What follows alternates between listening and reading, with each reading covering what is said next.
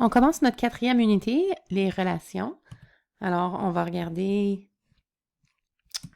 comment on peut représenter les relations, quelque chose que vous avez déjà vu par une table de valeurs et un graphique. Alors, premièrement, pour représenter une relation par une table de valeurs. Un exemple d'une relation, c'est quand on a deux quantités qui sont interreliées. Il y a une corrélation entre deux quantités. Donc, par exemple, le nombre d'heures d'études et puis une note en pourcentage. Donc, ici, un élève ayant étudié 4 heures a obtenu une note de 85. Un élève qui a étudié 5 heures a obtenu une note de 87. Donc, ça, c'est ce qu'on appelle une collecte de données. Donc, c'est basé sur des statistiques. Ensuite, on peut prendre ces données-là et représenter la relation avec un graphique. Pour ce faire, il y a 3 étapes. Donc, l'interprétation des données, la préparation et le traçage. Donc, la première partie ou la première étape, c'est l'interprétation des données. Pour interpréter les données, il faut d'abord décider quelle des deux quantités est la variable dépendante et quelle est la variable indépendante. Alors, il faut choisir qu'est-ce qui va aller sur l'axe des X. L'axe des X qui s'appelle aussi l'abscisse. Et on va déterminer quelle quantité va être représentée par leur donnée, donc l'axe des Y. Par exemple, pour bien distinguer, on peut toujours lire la phrase. Donc ici, on va toujours dire que la variable dépendante, c'est l'axe des Y. La variable indépendante, c'est l'axe des X. Donc, pour déterminer quelle est la variable dépendante, si on regarde notre exemple, on peut dire qu'est-ce qui dépend de quoi? Est-ce que la note dépend du nombre d'heures d'études ou est-ce que le nombre d'heures d'études dépend de la note? Donc, dans ce cas-ci, tu peux y penser, essaie de réfléchir à la maison. Qu'est-ce que tu penses que ce serait? Est-ce que la note dépend du nombre d'heures ou est-ce que le nombre d'heures d'études dépend de la note? Donc, ça devrait être que la note dépend du nombre d'heures d'études. Et puis, c'est toujours le cas. On va toujours représenter sur l'axe des Y. Donc, Y dépend de X. C'est ce qu'on appelle, donc, puisque Y dépend de X, on appelle cette variable la variable dépendante. Elle dépend de X. Donc, sur l'axe des Y, on mettrait la note du test. Et l'axe des X représenterait le nombre d'heures d'études. Donc, le nombre d'heures, c'est indépendant. Le temps va continuer à avancer même si j'ai pas réussi mon test. Donc, le nombre d'heures, normalement, dans presque tous les cas, il y a des petites exceptions par contre, mais dans presque tous les cas, l'axe des X, c'est notre variable indépendante. Le temps ne dépend de rien. Alors, pour pratiquer à la maison, tu peux peut-être regarder le tableau, donc mettre pause sur la vidéo. Et puis, regarder le tableau et essayer de répondre aux questions.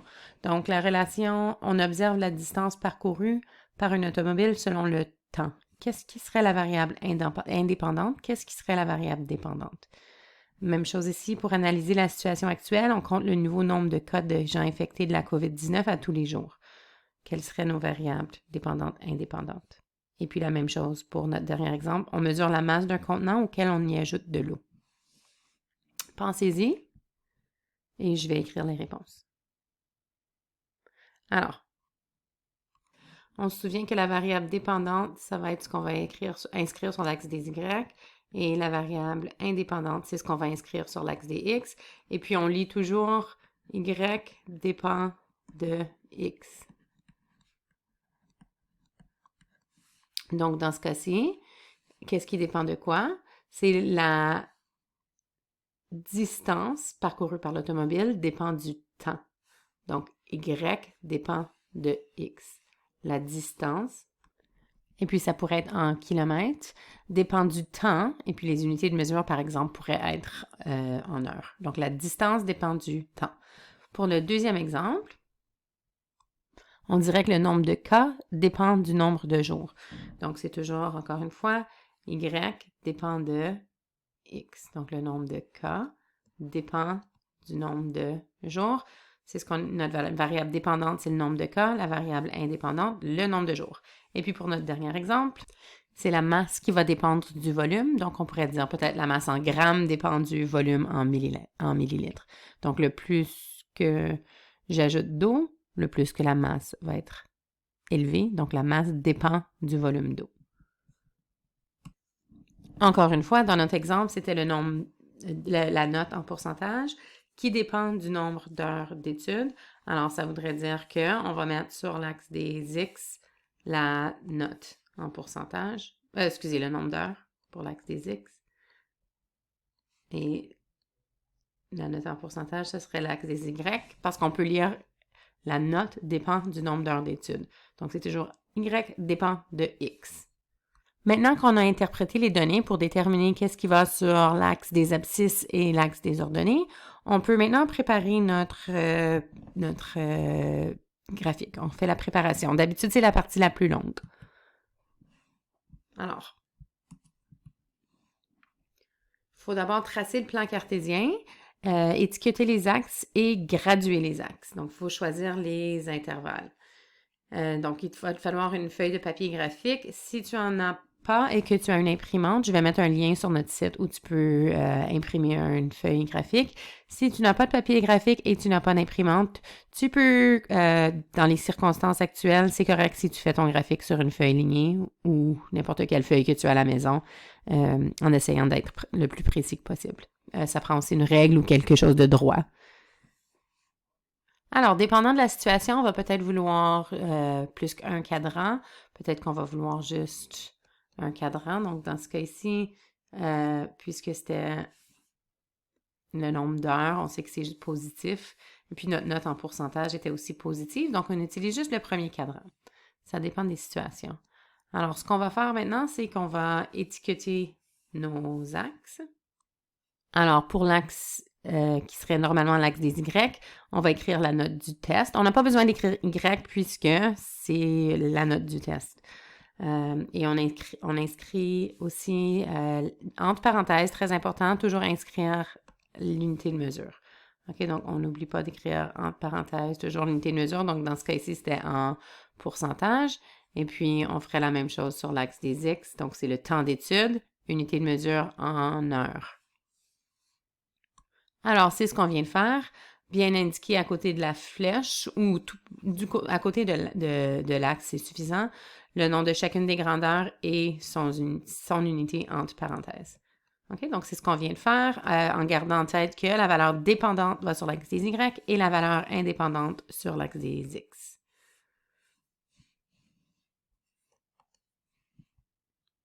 Maintenant, la deuxième étape, c'est de graduer les axes.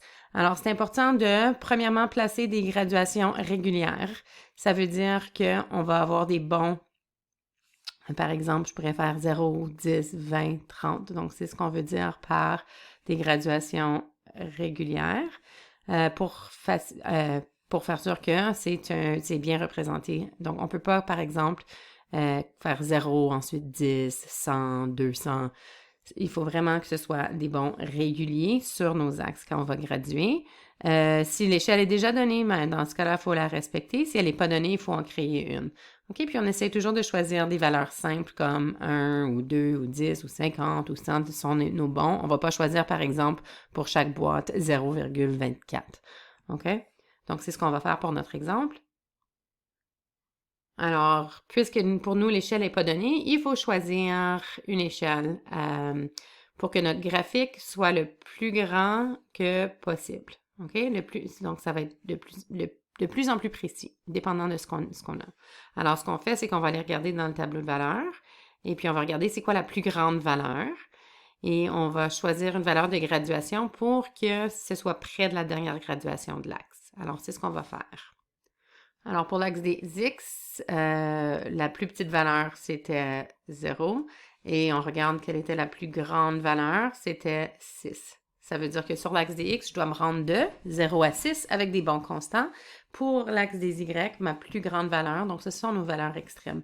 La plus grande valeur, c'était, je crois, 91. Et la plus petite valeur, c'était 40. Alors, je vais me rendre de 43 à 91. On peut compter le nombre de cases. Donc ici, si je comptais sur l'axe des X, 1, 2, 3, je vais voir que je vais me rendre à 28 cases. Alors, ce qu'on peut faire, c'est de diviser le nombre de cases par le nombre d'unités. Alors, ce que ça va me donner, c'est environ 4,7. Alors, si on regarde les unités, c'était des cases par unité. OK, le diviser, c'est par. Donc, 4,7 cases par unité, pour une unité. J'aurais besoin de 4,7 cases. Donc, alors pour 4,7 cases par unité, on va arrondir toujours vers le bas pour avoir assez d'espace dans sur notre axe. Alors, ça veut dire qu'on va avoir 4 unités, 4 cases par unité. OK? On va donc avoir, pour avoir un beau chiffre, 4 cases par unité, ce qui veut dire que j'ai 1, 2, 3, 4. Ça, c'est une seconde. 1, 2, 3, 4. 2 secondes. 1, 2, 3, 4. 3 et ainsi de suite en gardant toujours des espaces de 4. Notre premier, c'est toujours 0. On n'a pas besoin de l'écrire, c'est sous-entendu. Alors, on peut voir qu'on a maximisé la grandeur de mon axe. Alors, on ne fait pas juste compter une case, une unité. Il faut vraiment essayer d'utiliser la plus grande partie de l'axe que possible. On va faire la même chose sur l'axe des Y, donc pour la note du test. Alors, si on regarde nos données, on voit que ici, entre nos deux valeurs de Y, la plus petite valeur et puis la plus grande valeur, on a une différence de 48. OK? Puisque ici, c'est quand même assez loin de 0, le 43, on n'a pas besoin de commencer notre axe des Y à 0. Alors, en fait, on commence toujours, c'est sous-entendu, comme on a dit dans l'exemple précédent, qu'on commence à 0. Pour l'axe des Y, je vais utiliser orange pour l'écrire, mais c'est sous-entendu. Puisque je vais tout de suite sauter à quelque chose qui est plus grand, comme par exemple 43 ou quelque chose de près de 43, on peut utiliser ce symbole-ci ou un autre symbole qu'on peut utiliser. C'est comme un petit zigzag comme ça qui dit que je vais couper mon axe. Je vais le faire un peu plus.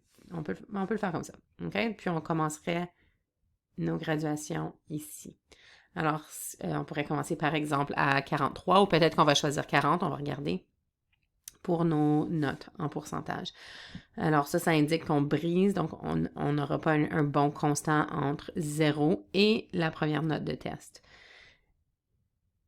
Alors on compte le nombre de boîtes qu'on a ici. J'ai compté 14 cases et puis ici, on a 48 unités. Si on faisait la même chose qu'on a fait sur l'axe des X, on dirait 14 cases divisé par 48 unités, ça voudrait dire que j'ai environ 0,29 cases par unité.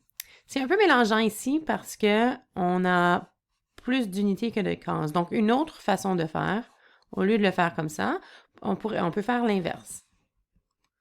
Alors, on va avoir 48 unités divisées par 14 cases, qui va me donner environ, ici je devrais mettre environ égal, 3,42. Quoi? C'est des unités par case. Donc, on a juste à regarder les mots ici pour savoir. Donc, c'est des unités par case. Donc, ça veut dire qu'une case va valoir, si on voulait exactement le nombre de boîtes, ce serait 3,42.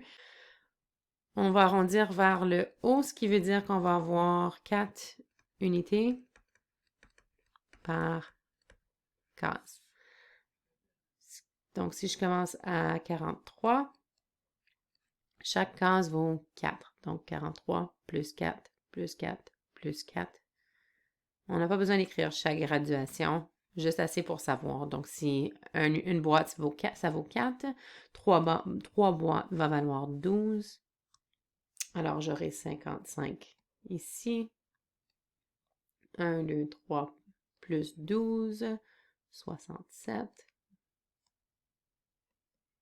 1, 2, 3 plus 12. Donc, encore une fois, c'est parce que chaque boîte vaut 4 qu'on avait calculé ici. Donc, 67, 79.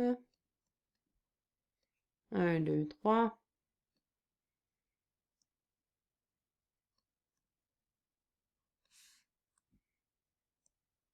91.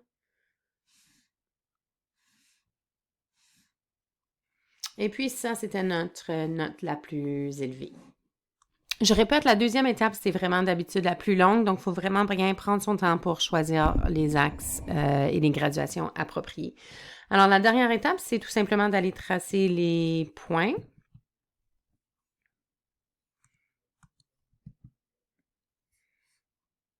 Quand on place juste des points comme ça dans un plan cartésien, on appelle ça un nuage de points. OK, il ne faut pas oublier aussi de donner un titre à notre graphique. Alors, on regarde vraiment directement dans le tableau de valeur. J'ai le point 4, 85 qu'on va aller placer sur notre graphique. Donc, 4. 85, ça va se situer où? Alors, on se souvient que chaque graduation ici, c'était 4 unités. Alors, même si on ne les a pas écrits, on sait que ces deux lignes-là seraient à 83 et 87. Alors, 85 se situerait entre 83 et 87, entre ces deux lignes-là. Alors, on peut placer le point 4, 85. À peu près là. On fait la même chose pour tous nos points. En gardant en tête, ici, j'ai le point 0,43, donc ça se peut que tu aies un point directement sur l'axe des Y. Même chose pour le point 0,91. Donc, voici notre nuage de points. On a tracé le graphique. Il nous reste juste à écrire un titre. Donc, le titre, c'est toujours Y en fonction de X. Donc, on devrait avoir le mot en fonction de dans notre titre. OK? Donc, toujours Y en fonction de X. Alors, pour notre exemple, ce serait note du test en fonction du temps d'étude. Alors, en regardant le titre d'un graphique, on sait déjà, même sans regarder les axes, que ça sera la note du test sur l'axe des Y et que ce sera le temps d'étude sur l'axe des X parce qu'encore une fois, c'est toujours Y en fonction de X. Ma variable dépendante en fonction de ma variable indépendante. Donc, dans vos titres de graphique, on devrait toujours voir le mot en fonction de. Et puis, on n'a pas besoin de mettre les unités de mesure puisqu'ils sont déjà inscrits ici dans nos étiquettes. Alors ici, il nous reste juste à tracer, si on veut faire une régression, ça veut dire qu'on veut estimer ou bien on veut faire un modèle avec nos données que nous avons. On va aligner nos points. Donc, ça dépend. Si les points semblent alignés, on va prendre une règle. Okay? Si ça ressemble à une belle droite, on va prendre une règle qui passe le plus près de tous les points avec autant de points par-dessus et en dessous. Si jamais les points suivaient une courbe, par exemple, si j'avais quelque chose qui ressemblait à ça, hein, on pourrait prendre notre crayon à main levée et passer à travers les points. Mais faire attention, on ne veut absolument pas faire un graphique à ligne brisée, ce qui veut dire quoi? On ne veut pas connecter tous nos points avec une ligne. OK? C'est pas ce qu'on veut faire cette année. Alors, on va regarder notre exemple. Ici, on voit vraiment qu'il y a une tendance croissante. On peut dire qu'au fur et à mesure que le nombre d'heures d'études augmente, la note de test augmente. Ça, c'est vrai pour tous les cas, sauf probablement ici. C'est ce qu'on appelle une valeur aberrante. Une valeur aberrante, c'est une valeur qui est distante du reste de nos points. On dirait que, bon, cet élève-là a étudié 0 heure et puis elle a eu 91% sur son test. C'est pas vraiment normal selon ce que nos autres données nous donnent. Donc, ce qu'on fait normalement avec une valeur aberrante, s'il y en a, on les ignore. On fait semblant que c'est même pas là. Et puis, on peut ensuite tracer une droite qui passe à travers les autres points. Alors ici, on a une droite qui touche 1, 2, 3, 4 de nos points. Donc, c'est ce qu'on veut faire. On veut faire en sorte qu'on choisisse une droite qui va toucher le plus de points possible. Et par-dessus ma droite, j'ai 1, 2, 3 points. On avait dit que la valeur aberrante, on ne la regardait pas du tout. Et en dessous, 1, 2, 3. Donc, on a le même nombre par-dessus, le même nombre en dessous, et on touche le plus de nombre de points que possible. Donc, ça, c'est ce qu'on appelle la droite la mieux ajustée. Ça nous permet de pouvoir faire des prédictions basées sur des données qu'on a collectées. Alors, on peut regarder, on voit qu'il y a une tendance ici. On pourrait donc faire ce qu'on appelle une extrapolation. On pourrait aller extra, ça veut dire à l'extérieur. Donc, on pourrait aller plus loin que nos valeurs qui sont données. Par exemple, si je voulais voir, si j'étudiais pendant 5h30, on pourrait voir ici, ça serait quoi environ la note d'un élève? OK, donc si un élève avait étudié pendant 5h30, on pourrait dire qu'il y aurait environ, là, je vais environ, une note de 91 ici. OK, donc ça, c'est ce qu'on appelle une extrapolation. En regardant une droite la mieux ajustée, on peut voir qu'on avait, et encore ici, je dis environ parce que mon graphique est précis au niveau que j'ai gradué mes axes. Alors ici, si j'avais étudié pendant 5,5 heures, on aurait eu une note d'environ 91%. On peut faire la même chose à l'intérieur de notre plage de données. Ça, c'est ce qu'on appelle une intrapolation. Donc, c'est à l'intérieur de ce qu'on a, ou c'est-à-dire une interpolation. Alors, une interpolation, on va regarder à l'intérieur des plages de données qu'on a. Je vais regarder c'est quoi la valeur à ce point-ci. On a maintenant environ, si on regardait bien, si on se souvient bien, chacune de nos boîtes valait 4 unités. Donc ici, 67 plus 4, 71. Peut-être que c'était 1 ici, donc environ 72. Alors, on aurait environ 3,5 heures ou 3,5 heures. Une note de 72%. Donc, si j'étudie 3,5 heures, on peut prédire qu'on aura peut-être une note de 72%. Ça, c'est ce qu'on appelle une interpolation. Donc, la différence entre les deux, une interpolation, c'était à l'intérieur des points qu'on avait collectés. Et une extrapolation, c'est à l'extérieur des points qu'on a collectés. Ce qu'on peut faire ensuite, c'est d'aller vérifier notre graphique avec la calculatrice graphique Desmos. Donc, je suis sur desmos.com, desmos.com. Et on peut, si on clique sur ce bouton, insérer un tableau et insérer les données. Donc, c'est les données qui étaient données dans notre exemple. Ici, on peut voir que je ne vois absolument rien. Il faut faire attention, encore une fois, parce qu'ici, on regarde notre axe des X est de 0 à 10, si vous voyez bien les numéros. Alors, on va cliquer sur les paramètres pour pouvoir changer nos axes. Donc, la valeur minimale de X étant le nombre d'heures, si on se souvient bien. Donc, le nombre minimal d'heures, c'était 0. On n'a pas besoin d'aller regarder dans les négatifs. Donc, on va écrire 0 ici. Le nombre maximal d'heures qu'on avait, c'était 6, je crois. Et même chose pour notre axe des X. Je pourrais avoir une note de... On avait commencé avec en 3. Je peux même commencer à 0 pour notre graphique Desmos. Puis, entre 0 et 100, disons. Et puis là, on peut voir nos points. Et on vérifie avec ce qu'on avait obtenu. Ça ressemble vraiment à notre droite.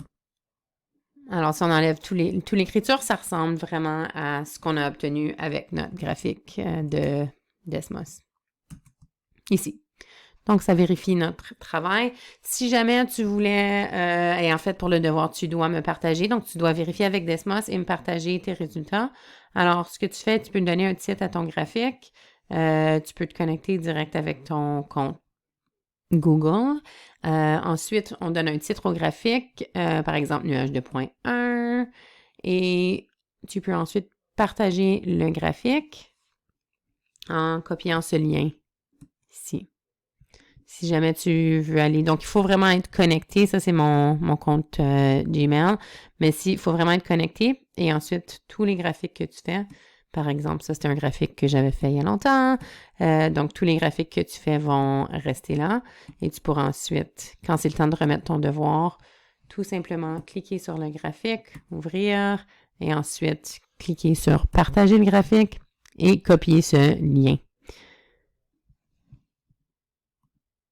C'est tout pour notre leçon d'aujourd'hui. Alors, bonne chance dans vos devoirs.